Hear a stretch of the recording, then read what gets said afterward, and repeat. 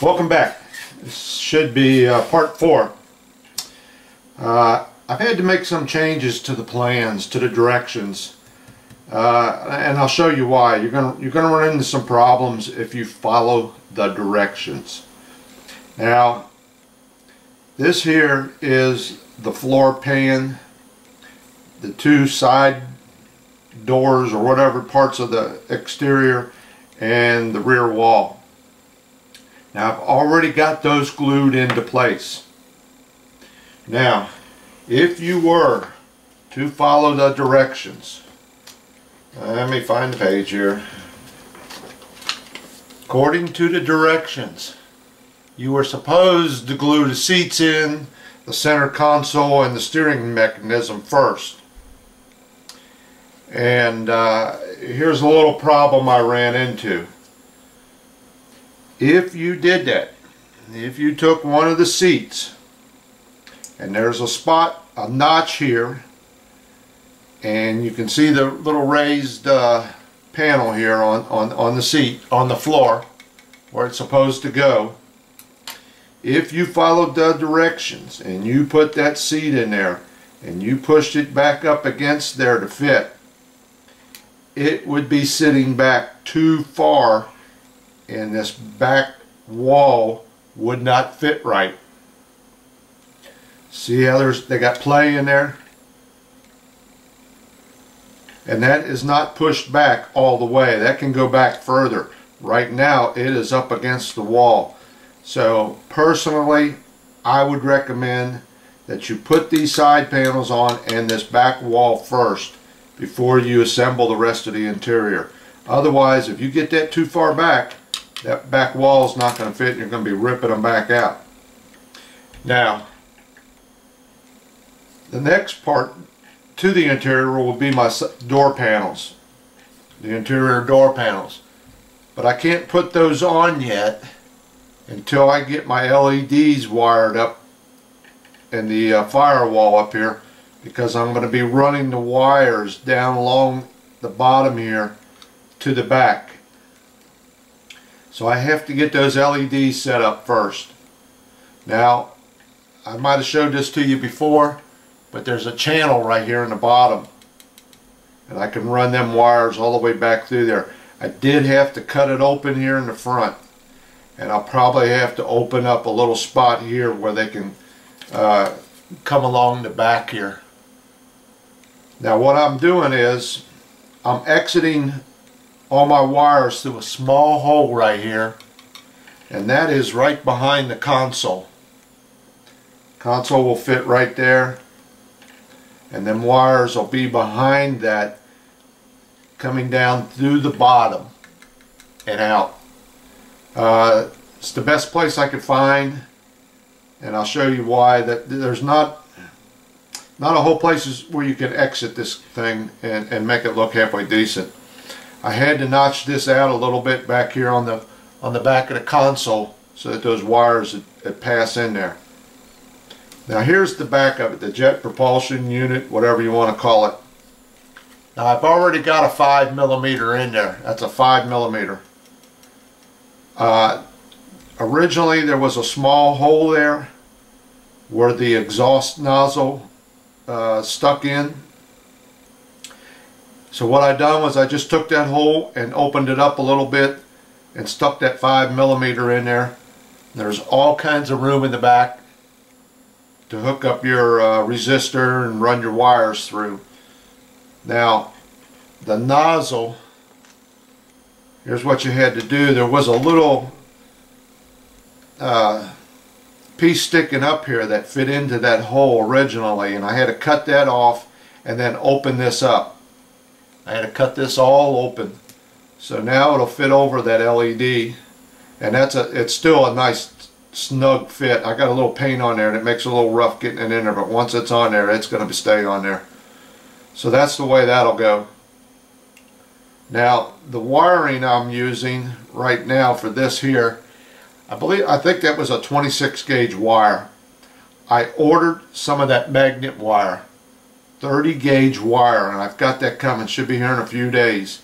So my lights are on hold right now until I can get the that wire in here, because I would like to get this interior assembled, but I have to wait on that wiring to come so I can run it down through the door before I put these door panels on.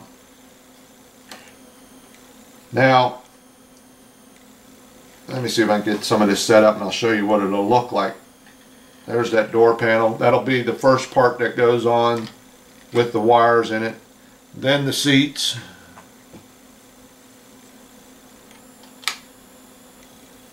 Then the console. And the little steering mechanism.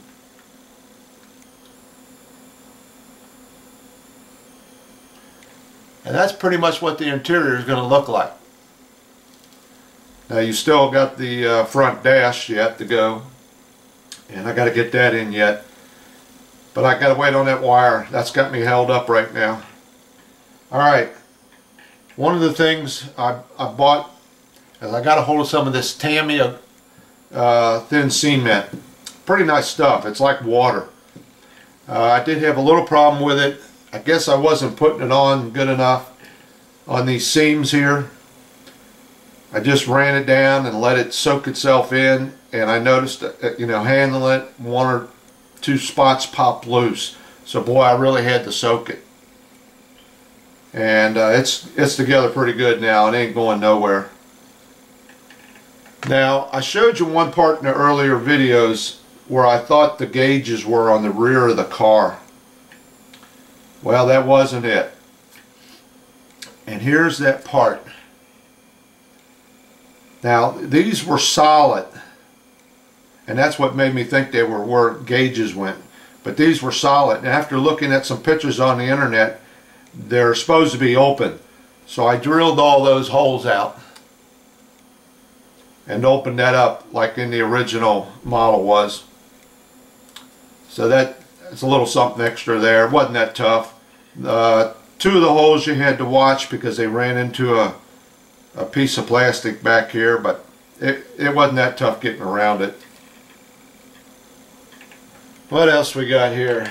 Oh yeah, when I put this LED light in, I watched some guys on the internet. They're using this stuff called Tulip.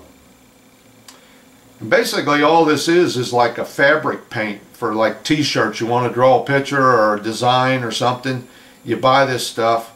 And what they've been doing is using it as a light block.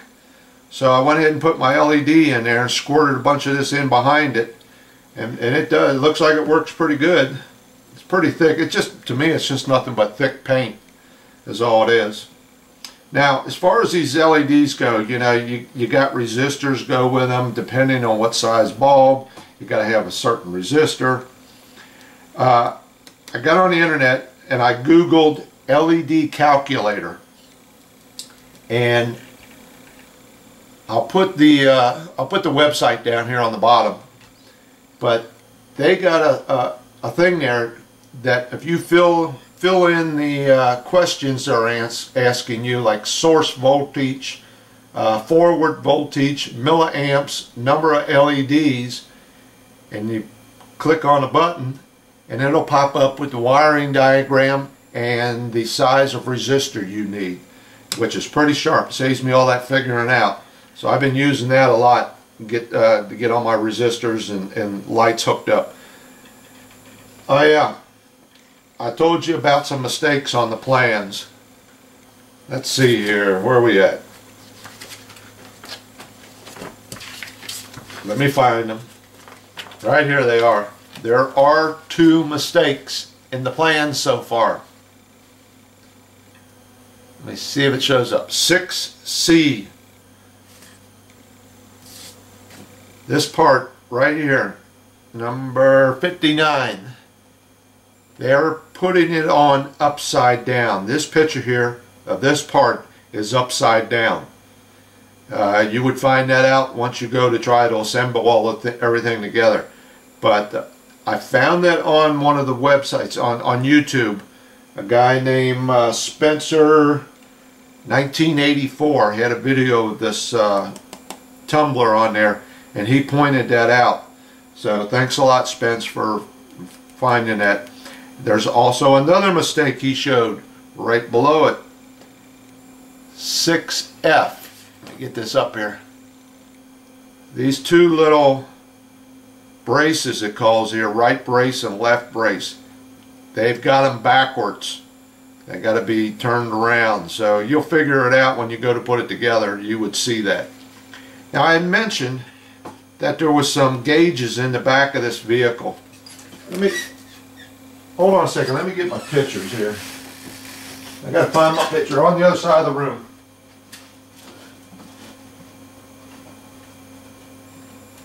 I know I'm leaving you blank there for a second.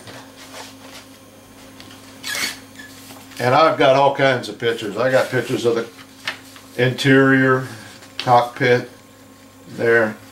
Well, let me show you this. Here they are. There's the gauges. There are two gauges on the back. Now I have another picture here that shows a better one of them. And I mentioned that I wanted to light these up. Right here they are.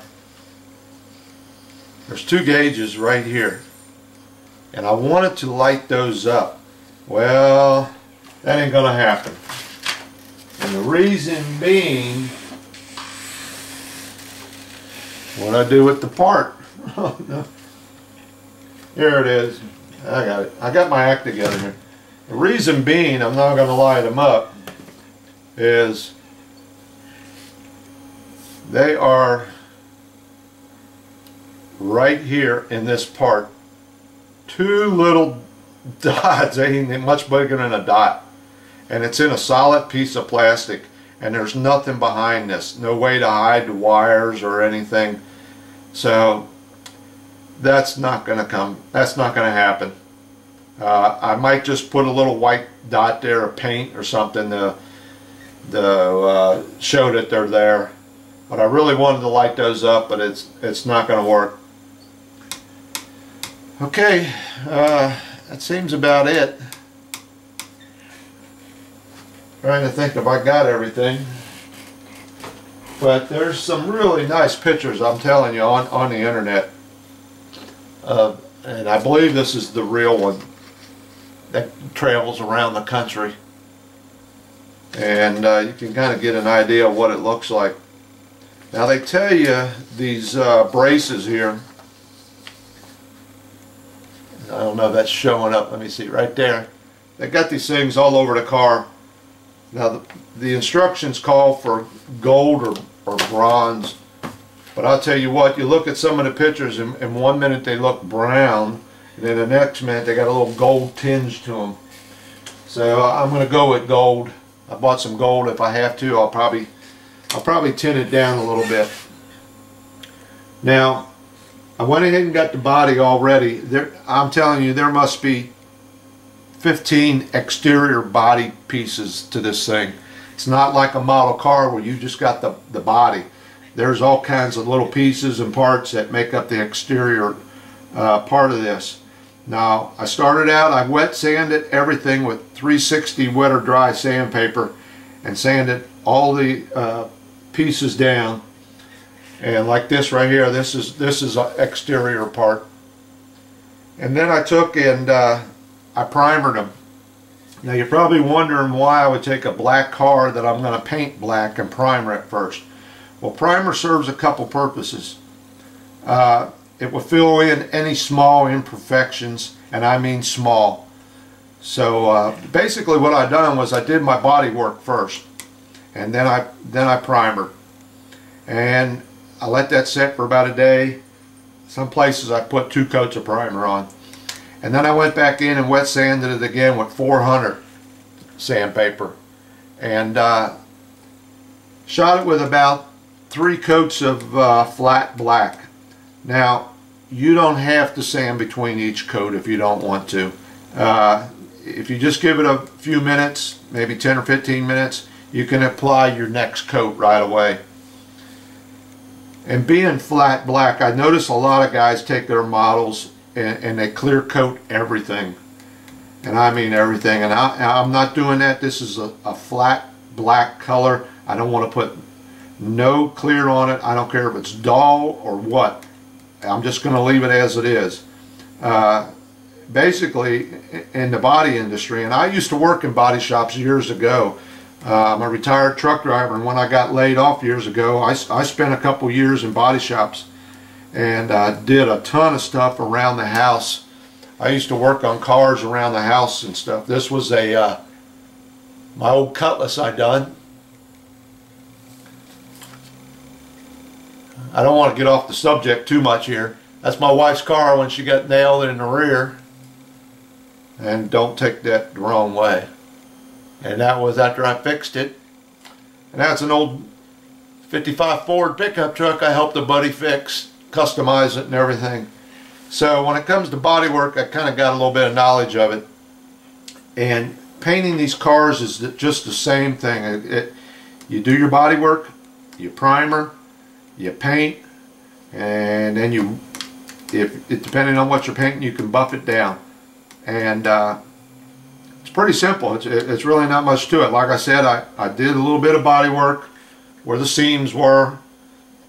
Then I wet sanded everything with 360, primed it, a couple coats of primer, sanded everything again, wet sanded it with 400, put about 3 coats of flat black on it, and it came out nice. There's no need to sand.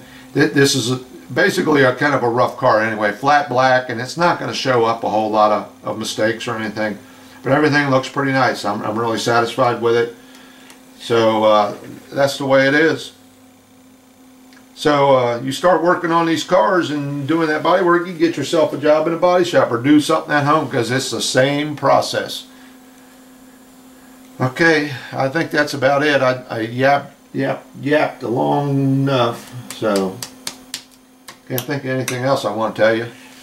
So I'm waiting on that wire to come in. As soon as that gets here, I'm going to be doing the front LEDs, and I'll show you what I'm doing there.